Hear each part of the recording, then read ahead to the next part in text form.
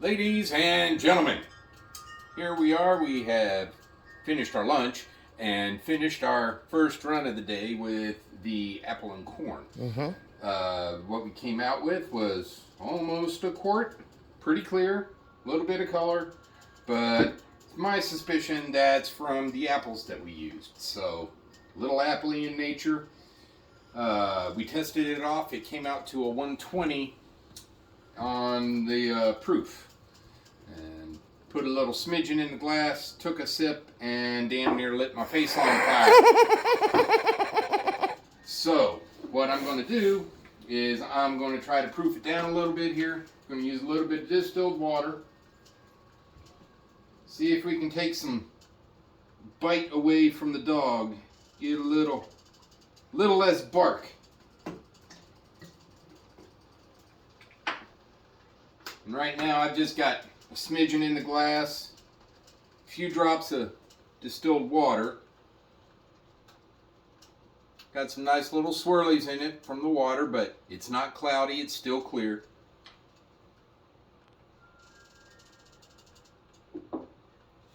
Is it better? Much better. Take that proof down a little bit with the distilled water. The apple comes forward. I'm not draining my nose on my face because it's going to clear out your sinuses just straight up. I don't know. Had 120s, but this one's definitely fiery on the back end. But play with the proofing on this with some distilled water, and that's going to be a very pleasant drink. Now, tell them about Tater 2. What we found out today as we were going through and looking at stuff, Tater 2 and our last corn. That corn is so pretty. When you look at them from the side, they're pretty clear. They got a nice color. But when you look at the bottoms, gross. There is some sedimentation going on. Now, near as I can figure, the only thing that I did different in these was when I rapid aged them. So, got some white oak chips and toasted them at 400. And then left a handful in for another 20 minutes to get a darker char. Figured, maybe mix up the flavor a little. So what I'm figuring is the sediment is the leftover from the char on the wood chips. And going to filter them one more time. Filtered them after the run. Filtered them after the aging. And we filtered Tater another time. Because it had schmutz. Right. But it got schmutz again. Not sure why we're getting so much sedimentation in these two jars other than the dark char on the oak chips.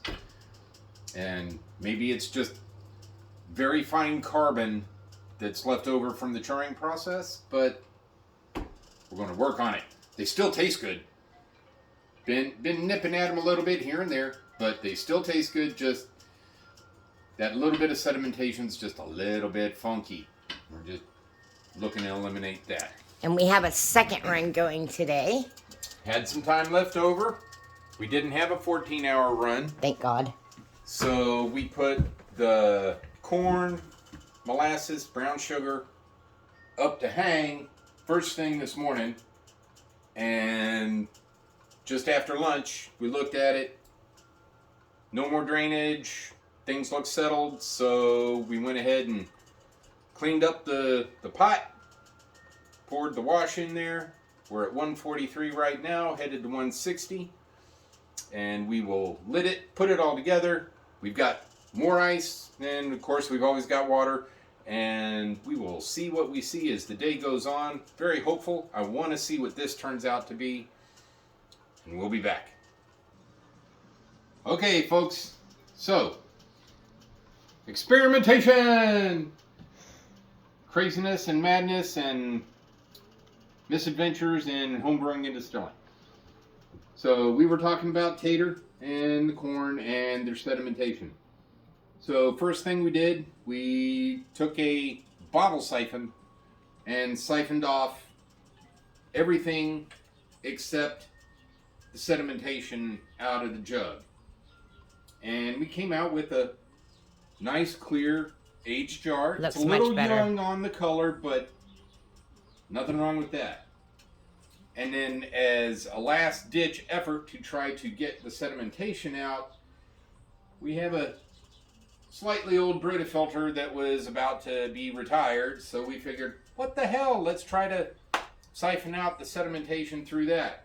Yeah, well, It did not work. not so much. It looks like Mud. iced tea and It's old gross. coffee, and so we're just going to let the remainder go, and we're going to keep the rest of Tater 2 here, which, having just done a brief taste, this is a 24-hour age with mostly medium chips. Yes. This tastes better than the apple before tempering. Apple just lit up the back of my throat on the aftertaste, fire breathing dragon kind of stuff. But Tater, with its 24-hour age, very mellow, very smooth, a little bit of vanilla, a little bit of caramel, and very pleasant. So once this Brita clears out, washes out, gets thrown away, along with whatever comes out, we're going to do the same to the corn, and we'll keep you posted with anything else we find out. We'll be back. Alrighty, so rather than using a siphon, we just used a turkey baster to pull the majority out. So and pretty. we left the schmutz behind and pitched it. Gave it a little taste. Good flavor, good warmth, good color. And we're just going to let that one be itself. Not opposed. Now, for the apple, we said we were going to temper it. So what we're going to do, You have 21 ounces in there, honey. we got what looks to be about 21 ounces. And we're going to put about 3 ounces of distilled water on top. Just a smidge. Figure only took a few drops in what was in the glass. So we're going to approximate and see what we come up with here.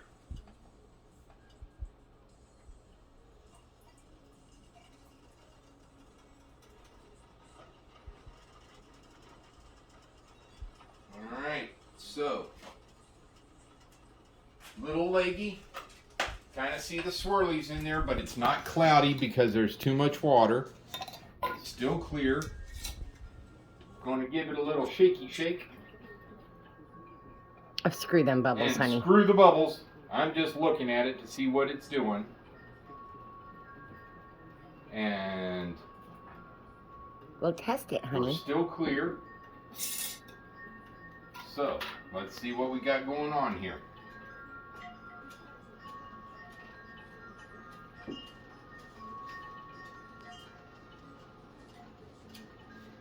Better, but not quite.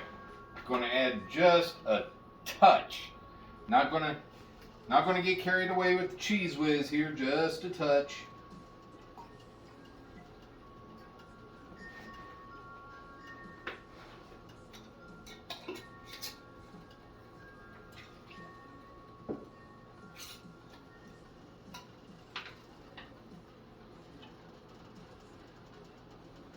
Brings up the nose.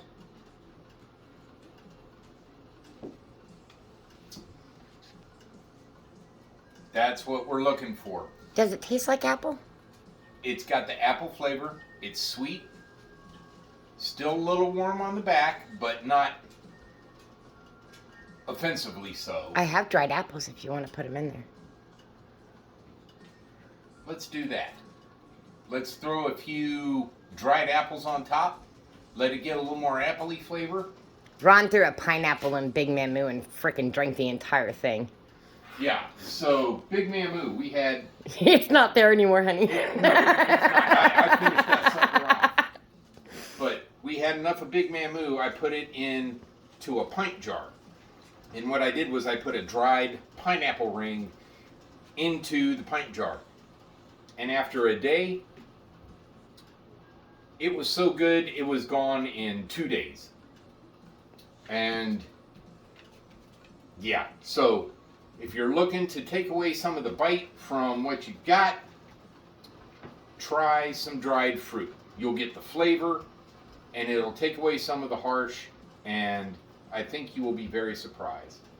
But as we go and as we find out, we'll be back. Alrighty, so we went ahead and siphoned / turkey basted out the corn. That's not schmutz in That's there. not schmutz. I put some dried cherries in there to try to flavor it up a little bit. And we're going to see what happens with that. And with our apple today, gave it a little bit of spring water to bring down the proof and put some apples on top. And then when we finish with our next batch that's running right now, It's running. and we got our first little bits coming out. When we finish with that, we're going to toast up some applewood chips and put that on top of our dried apples, and we will see how the apple blend goes. Right now, it's looking very promising, and right now, the run that we've got going is looking very promising. It seems to be running a little on the hot side, but it seems like everything else is right now too. So once we get it all run and put in a jar, toast up some chips, we'll be back.